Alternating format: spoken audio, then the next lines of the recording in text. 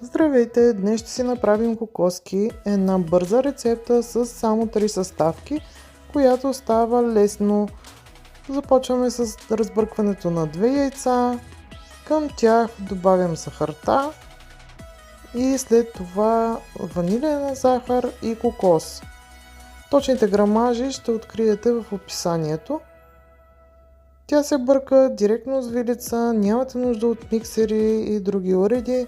В една купа сипвате всичко и изчаквате малко време, за да попие леко кокоса от течните съставки.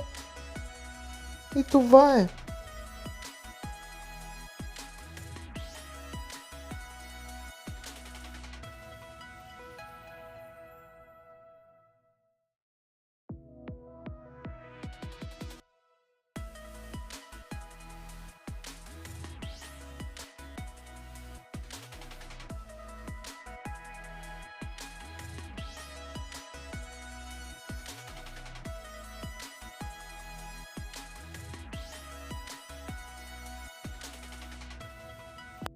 Ето така изглежда сместа преди да е готова за оформяне.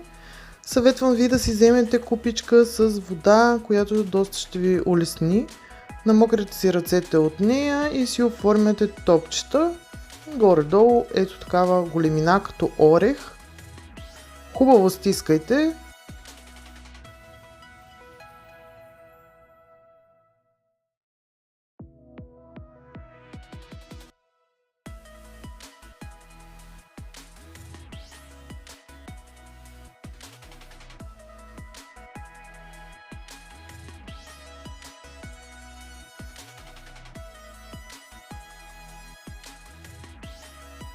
И ги подредете в това нагоре-долу такова разстояние. Леко се подуват.